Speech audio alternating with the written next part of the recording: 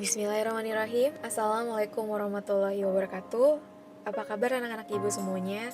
Semoga kalian dan keluarga selalu dalam lindungan Allah Subhanahu wa taala. Amin amin ya rabbal alamin. Ya, tetap semangat ya walaupun jenuh, bosan melanda mengikuti pembelajaran jarak jauh di rumah, karena kita sebagai warga yang baik harus mematuhi peraturan pemerintah untuk stay at home beberapa minggu untuk memutus mata rantai penyebaran virus corona dan menyelamatkan semua manusia. Amin amin ya robbal alamin. Ya, minggu kemarin kita sudah belajar sambil bermain menggunakan aplikasi Kahoot dengan tema corona. Minggu ini kita akan membahas lebih dalam lagi apa sih virus corona itu. Tujuannya adalah untuk bisa menjaga diri, mawas diri, dan tidak panik. Yuk langsung aja. Yuk mari kita pahami virus corona.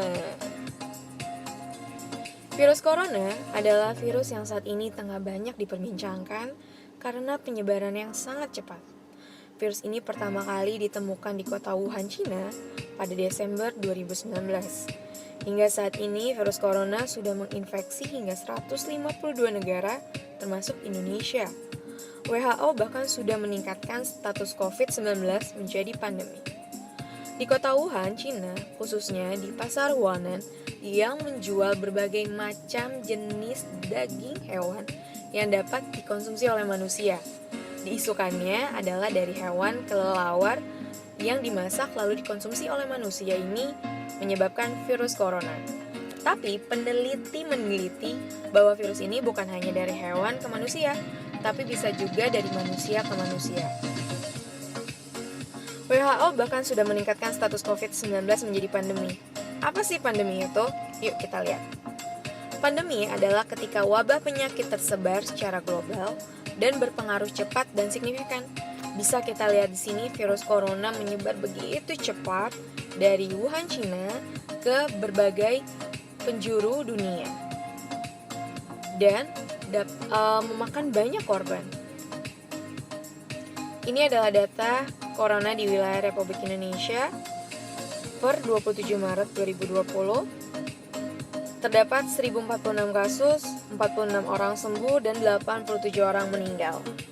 Tapi dari informasi yang Ibu dapat terbaru, 3 hari belakangan ini Indonesia mengalami penurunan penyebaran wabah virus corona, alhamdulillah. Dan di suatu daerah, maaf Ibu lupa tempatnya di mana, ada 58 pasien yang dinyatakan sembuh dari corona ini.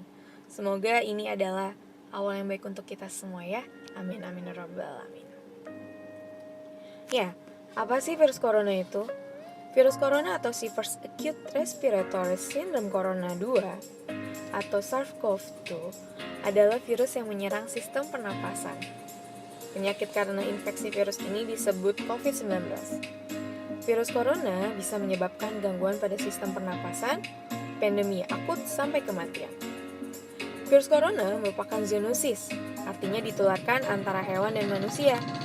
Tapi peneliti meneliti bahwa virus ini juga dapat ditularkan dari manusia ke manusia. 6 gejala virus corona ringan yang tak boleh kalian abaikan ya. Pertama, kehilangan indera perasa dan penciuman. 2, kelelahan fisik. 3, kelelahan mental. 4, kehilangan nafsu makan. 5, sakit perut dan diare. 6, mata merah. Jika 6 gejala ini ada pada diri seorang atau pada diri kalian, kalian pertama tidak boleh panik.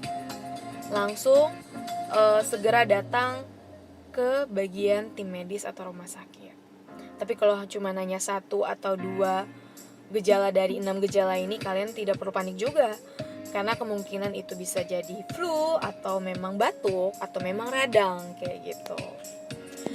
Hampir sama sih bedanya hampir sama sih, tapi ada bedanya nih flu dan corona. Kalian bisa lihat di sini. Yang membedakan adalah dari demam, sakit tenggorokan, dan lama gejala. Demam dari flu sendiri itu ringan, sedangkan corona itu tinggi. Biasanya lebih dari 38 derajat Celcius. Kalau sakit tenggorokannya di flu itu hanya terasa gatal, sedangkan corona itu terasa nyeri. Lama gejalanya, flu itu biasanya akan sembuh dalam 4-10 hari. Kalau corona sendiri, semakin bertambahnya hari, semakin cepat menyebabkan gagal nafas hingga kematian. Ada 3 kemungkinan kondisi tubuh jika positif terjangkit COVID-19. Tanpa gejala, sakit ringan, dan sakit berat. Lalu apa ya yang harus dilakukan? Yuk, kita lihat. Kalau tanpa gejala, berarti imun kamu kuat. Tapi kamu bisa menularkan virus tersebut ke orang lain yang imunnya sedang tidak sehat. Maka dari itu, kamu cukup mengisolasi di rumah saja dan tidak perlu panik serta tidak perlu ke rumah sakit. Karena kemungkinan besar kamu bisa menularkan ke orang lain selama perjalanan menuju rumah sakit. Jadi di rumah aja. Pastikan kamu mengkonsumsi makanan sehat dan vitamin agar tubuh tetap fit melawan virus. Terapkan kebiasaan pola makan dan hidup sehat tersebut selama 14 hari karena masa virus pada tubuh akan hidup 2-14 hari. Jika sakit ringan, kalau kamu positif COVID-19 terus mengalami sesak, batuk, demam, dan masih bisa beraktivitas ringan, yang perlu kamu lakukan adalah tidak perlu panik. Isolasi diri di rumah, tidak perlu ke rumah sakit, hubungi dokter online atau rumah sakit untuk meminta arahan, minum paracetamol untuk menurunkan panas, dan jangan konsumsi obat lain tanpa rekomendasi dokter. Konsumsi makanan sehat dan vitamin untuk melawan virus, pakai masker ketika bertemu orang lain, karena agar tidak menyebar ke orang lain. Jika kondisi kamu memburuk, lemas dan terasa sesak, hubungi rumah sakit atau ambulans dan segera ke IGD. Nah, yang ketiga, sakit berat. Selanjutnya, jika positif COVID-19 dan mengalami demam tinggi lebih dari 38 derajat Celcius, sesak nafas dan tidak bisa beraktivitas, kamu hubungi 112 atau 119, periksa diri ke rumah sakit rujukan COVID-19, pakai masker dan perhatikan etika bersin dan batuk, tetap konsumsi makanan sehat, karena pasien dengan kondisi ini butuh penanganan serius yang harus diprioritaskan. Nah, di sini ada alur deteksi COVID-19 dari Kementerian Kesehatan Republik Indonesia. Ada orang dalam pemantauan, pasien dalam pengawasan, lalu suspek dan dinyatakan negatif atau positif COVID-19. Kalian bisa baca di sini alurnya. Kalau misalkan penemuan pasien demam, itu bisa jadi orang dalam pemantauan, lalu dia terdapat ciri-ciri corona, itu bisa jadi pasien dalam pengawasan juga. Lalu jika dia dinyatakan maksudnya sudah tes nih, tinggal keputusan tesnya adalah positif atau negatif, itu dia adalah suspek kayak gitu. Bagaimana virus corona bisa menular? Virus corona bisa menular dari tetesan cairan tubuh si penderita. Contohnya batuk, bersin, embun nafas, benda yang pernah disentuh oleh si penderita dan virusnya menempel pada benda tersebut. Virus dapat bertambah di luar tubuh manusia pada beragam permukaan. Orang terinfeksi tanpa gejala dan terlihat sehat juga dapat menularkan virus kayak gitu. Nah, di sini ada pertahanan virus corona di berbagai benda. Berbagai benda ini banyak ya macam-macamnya, dan pertahanannya itu juga macam-macam. Di udara 3 jam, di tembaga 4 jam, di aluminium 2-4 jam, 8 jam, di sarung tangan operasi atau medis 8 jam, di karton atau kardus 24 jam, di besi baja 2-3 hari, di kayu 4 hari, di kaca 4 hari, di kertas 4-5 hari, di plastik 2-3 hari. Nah, ketika kalian sedang berada atau beraktivitas di luar yang memang memaksakan kalian harus keluar, sebelum kalian cuci tangan, jangan sentuh mata, hidung, dan mulut. karena penyebaran itu pun juga bisa masuk melalui mata, hidung, atau mulut. Kalian gak perlu panik. Ini ada beberapa tips untuk pencegahan tertularnya virus corona.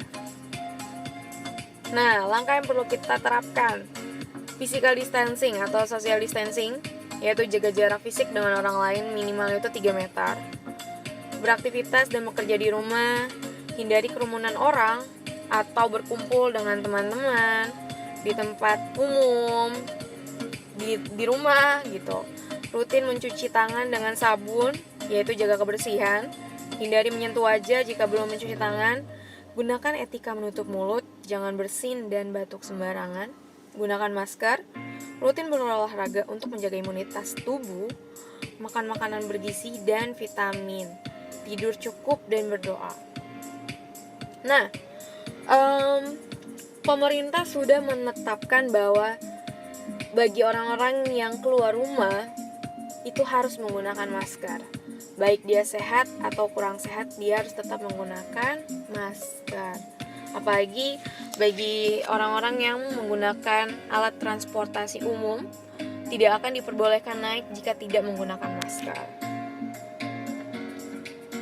Nah, kalau kalian dari luar, terus kalian sudah sampai rumah, kalian harus melakukan beberapa cara, yaitu buka sepatu dan masukkanlah ke rumah tanpa alas kaki. Lalu semprot nih disinfektan pada barang-barang yang kalian bawa. Buang benda-benda yang tidak dibutuhkan, misalkan kwitansi, tisu, masker yang kalian dapatkan selama pergi. Lalu jangan memegang apapun saat masuk rumah dan langsung menuju kamar mandi untuk mandi dan keramas. Lalu pakaian yang kalian pakai, kalian cuci. Lalu setelah itu baru deh kalian bisa berkumpul bersama keluarga. Nah, di sini ada komik nih. Untuk sementara, kalau bukan urusan mendesak, sebaiknya tetap di rumah saja, kata Bonjo dan Friends. Jaga kesehatan dengan berolahraga dan makan makanan yang bergizi. Jangan lupa untuk sering cuci tangan menggunakan sabun, waspada dan jangan panik. Di sisi lain, keadaan ini membuat kita menjadi lebih dekat dengan keluarga, saling melindungi dan menjaga satu sama lain. Bonjo aja ngerti, kita apalagi dong lebih paham. Sementara beraktivitas di rumah saja, ada beberapa kegiatan yang dapat kalian lakukan. Pertama, melakukan hobi yang disukai dan berolahraga di rumah, membaca buku, mempelajari hal baru melalui video atau tutorial di YouTube, berkarya. Kalian bisa bantu mama masak di dapur yang biasanya kalian gak pernah kumpul nih, jarang banget gitu. Jarang masak bareng, kalian bisa masak bareng sama mama kayak gitu. Khusus untuk perempuan, boleh juga kok anak laki bantu mamanya di dapur bikin pasta atau bikin dessert, ya kan? Nah, untuk anak laki-laki, kalian bisa bantu papa membersihkan kebun, halaman, membersihkan mobil, gitu. Main games bareng, main PS misalkan, kayak gitu. Nah, di dalam Al-Quran pun sempat dibahas nih. Bukan Al-Quran sih sebenarnya. Ini dikaitkan dengan Al-Quran ya. Virus corona adalah makhluk sebagaimana makhluk Allah lainnya. Dan ia tidaklah bergerak kecuali atas perintah dan izin Allah Ta'ala yang menciptakannya. Oleh karenanya kita berlindung dari wabah ini kepada Allah sebelum kita berlindung kepada kemampuan diri kita sendiri atau kemampuan makhluk lainnya. Ingatlah bahwa Allah adalah sebaik-baiknya pelindung dan sebaik-baiknya penjaga. Allah berfirman, maka Allah adalah sebaik-baiknya penjaga dan dialah maha penyayang di antara para penyayang. Surat Yusuf ayat 64.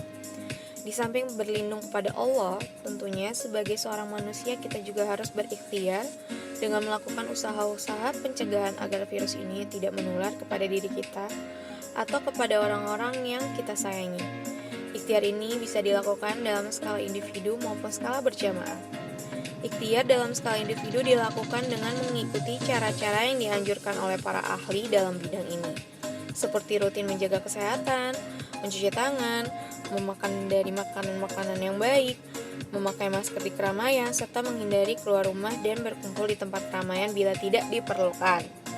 Adapun ikhtiar dalam skala berjamaah maka bisa dilakukan dengan cara melakukan pencegahan agar virus ini tidak merambah ke skala yang lebih luas lagi, seperti melakukan isolasi kepada mereka-mereka yang terkena virus atau mereka yang tercurigai terkena virus. Dan ikhtiar ini hendaklah dilakukan oleh pihak-pihak yang berwenang. Jadi, peraturan pemerintah, upaya pencegahan kita sebagai warga yang baik harus menurut, karena untuk memutus mata rantai penyebaran virus corona. Ya, jenuh, bosan memang, tapi kita harus tetap semangat membantu pemerintah, membantu dunia ini, membantu negara ini memutus mata rantai penyebaran virus corona agar tidak banyak korban lagi, kayak gitu. Nah, mohon maaf bila ada kata-kata yang selimpet atau salah, atau suaranya yang terlalu cepat. Ibu minta maaf. Semoga kalian bisa memahami dan tidak panik ya, karena panik itu bisa mengganggu imunitas kita, kayak gitu. Sekian, terima kasih penjelasan dari Ibu terkait corona. Assalamualaikum warahmatullahi wabarakatuh.